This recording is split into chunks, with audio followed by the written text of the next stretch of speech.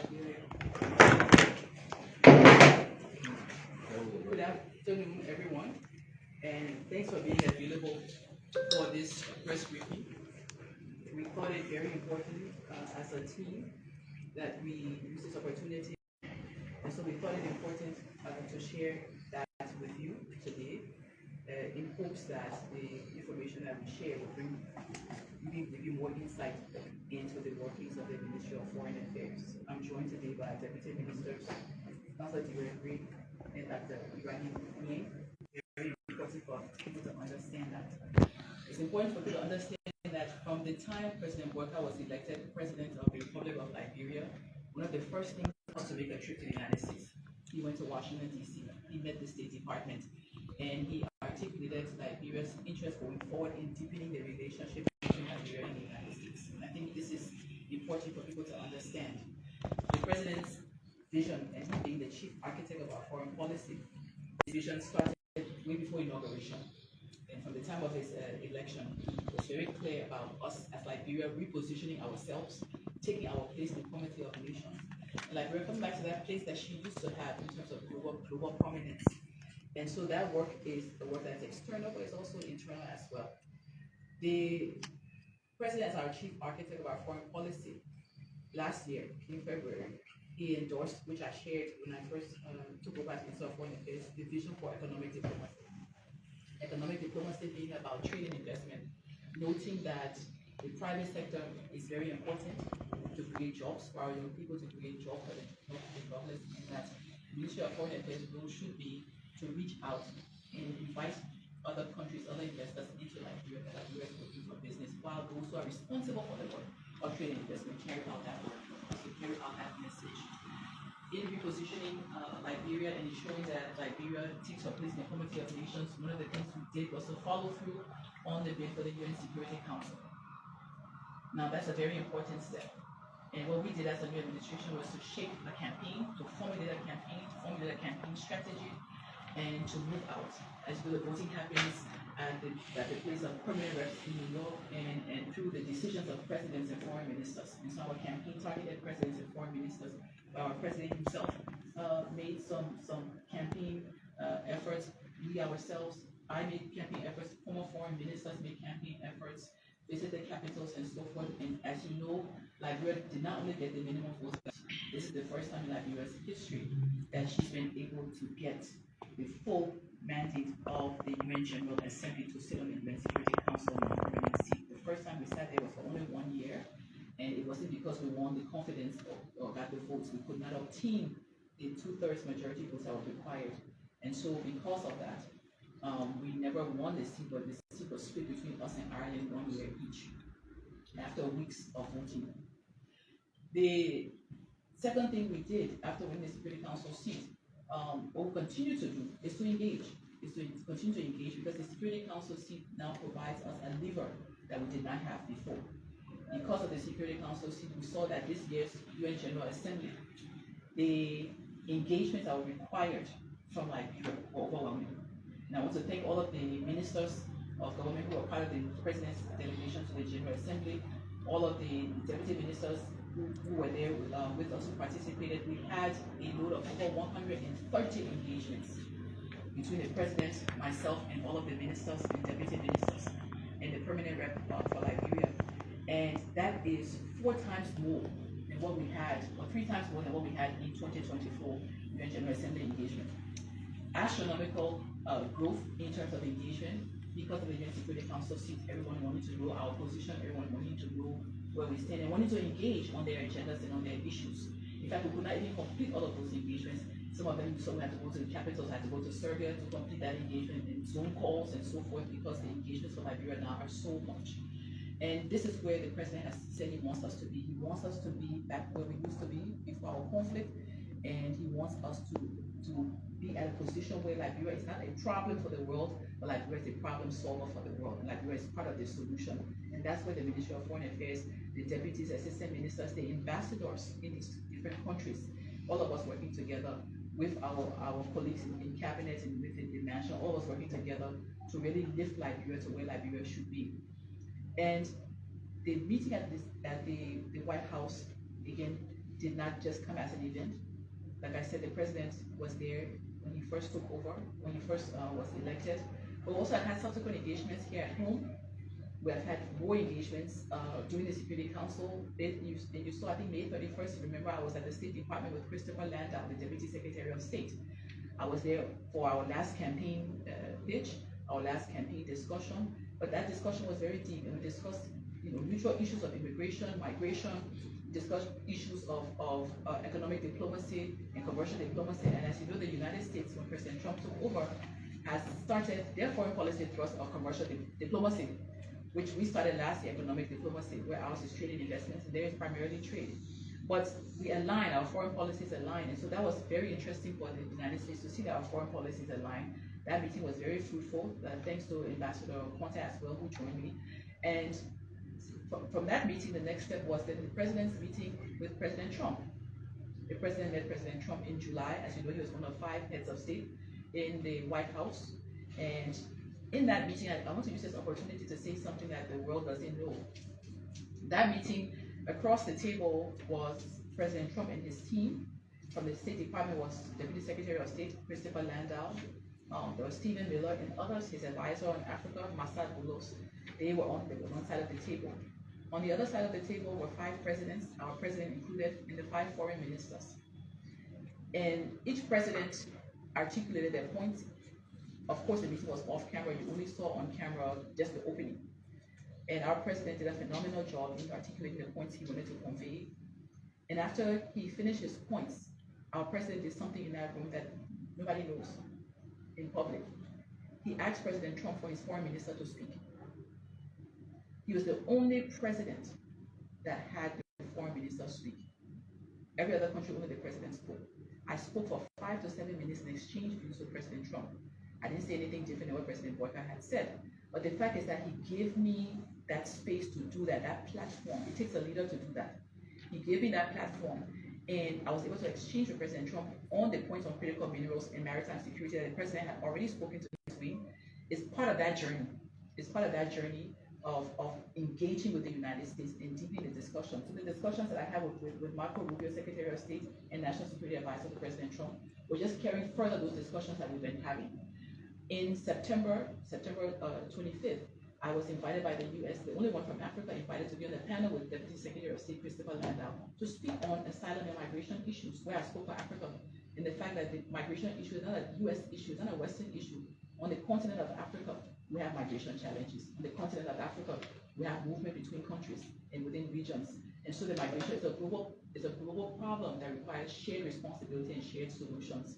And to have that conversation now go to the White House, where on last week, Thursday, I met with Marco Rubio. We talked about those migration challenges. We talked about critical minerals, job creation. We talked about the UN Security Council. We talked about Liberia's priorities on the UN Security Council and what this means and how we can work together with the US and others. The UN Security Council is an area where we're being supported by many countries.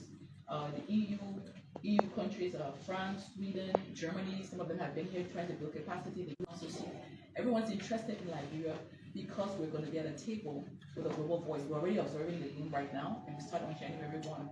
And so those are all the discussions that we have with the U.S. We discuss visa issues. We discuss the challenges that they have with us as well. Our overstay is a problem. One of the worst countries for overstay. The U.S. even had somebody who they sent to the U.S. for training. The U.S. paid for them to go for training on the first night. The person left the hotel, disappeared, and absconded. These are real issues that we face.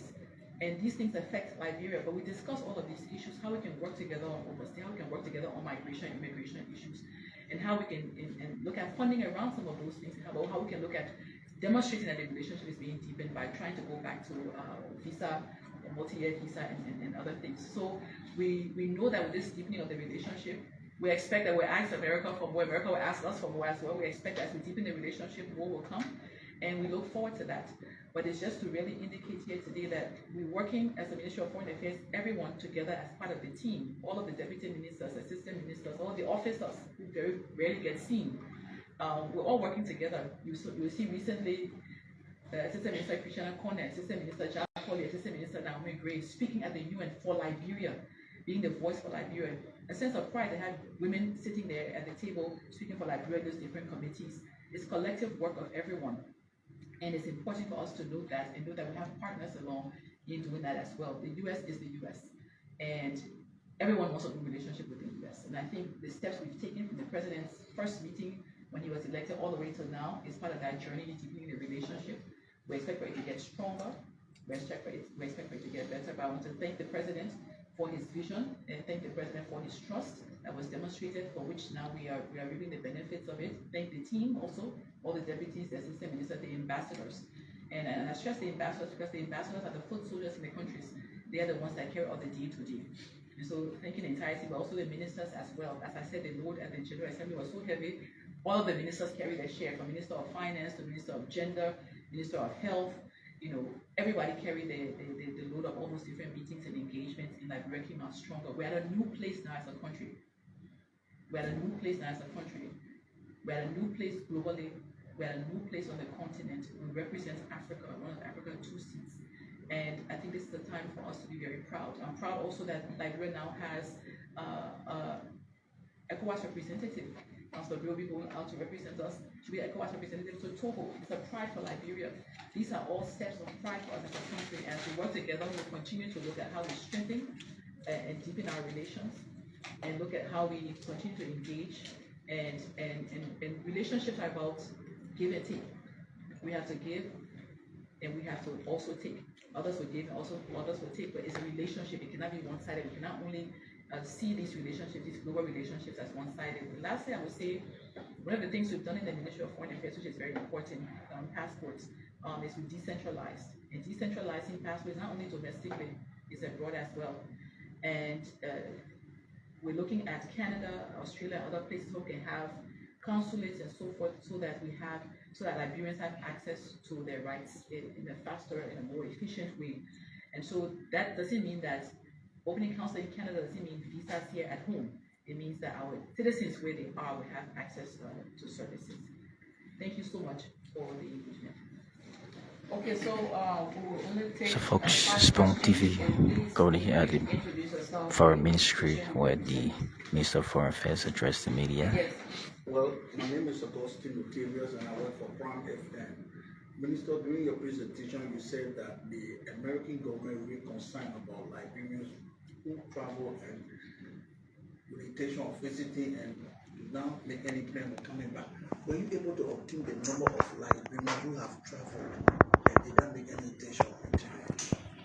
So I don't have the full number with me, but we do have the statistics I can share at a later time. I don't have it with me here in this conference, but we are one of the countries of most concern on the continent for overstay. And it's something that we all have to work on together. We're planning, in fact, the Assistant Minister already has a media plan, working with MICAS. We're planning to do more with a jingle that's been prepared already, it's been aired. We're planning to do more airing of the jingle to tell people the dangers that it poses to our relationship and to the country for others to get visa when they overstay. So it's a media campaign we're planning to do, and we're looking forward to rolling it out even more, so that we really message out. And I think the impact that person who the US themselves carry to the States, who have shown that impact was very, very bad for us as a country. We'll continue to work on it. Thanks. Yeah, so my name is Yanti, Tuba report for OKFN. Amidst all of these meetings that you've been having, and a lot of people read the press statement from the U.S. State Department, given that the U.S. had specific focus on the issue about trade, and then they talk about mineral. And is this something all along that, though that the U.S. Embassy has been commending the government, especially with what is happening with the HPS issue, is this something that the U.S. specifically want in return? That given all along that when you talk about when the press statement was raised about there's multiple visa as well, and a lot of issues has been raised, what specifically has the U.S. been saying with regards to that?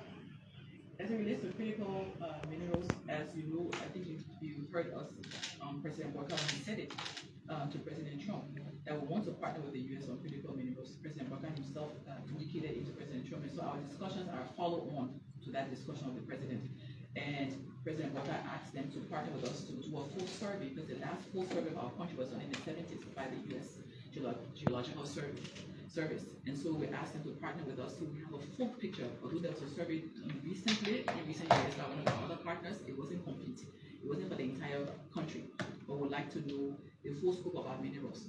And of course, inviting U.S. companies to partner in relation to that. And the discussion that I had with Secretary of State Marco Rubio was about that. And one of the things I really liked that he said was about value addition, and that the engagement should be mutually beneficial to both countries. And looking at how we have value addition at home and how we create jobs at home. So that was something we both agreed on, and I think it was a follow-on to the president's conversation with President Trump, which we intend to take forward. Any more questions?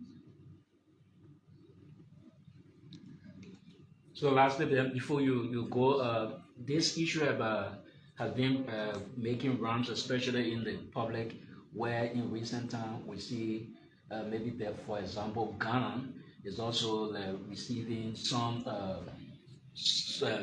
folks who have been deported. Has that issue of such been raised to you? Maybe probably that one day it might be heard in the news that Liberia will either be receiving some of the deportees, maybe for something to work out for the country. Is this something that have come to your attention? Liberia is now deepening a relationship with the U.S. So if it were to be asked tomorrow, I wouldn't be surprised, because the U.S. is asking partners. So I wouldn't be surprised. I can't say no. But what I can say is that in the future, if they ask us, we wouldn't be surprised because of the deepening of the relationship and us partnering on immigration issues. And what I can also say is that the immigration discussion is a global one with all of the partners working together. Yes, okay, so my name is David Yes, and I work for the Daily Observer newspaper. So I'd like to know from you, Madam Minister, whether there is a time frame for this mineral survey.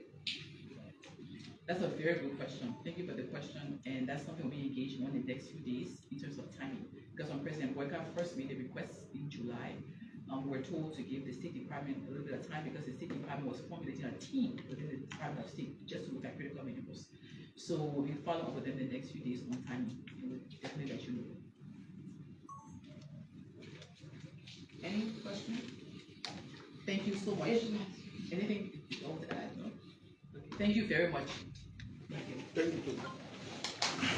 So Fox 6.tv, we were before Sara Beysolow Foreign Affairs, what the Minister of Affairs addressed the media. Thank you.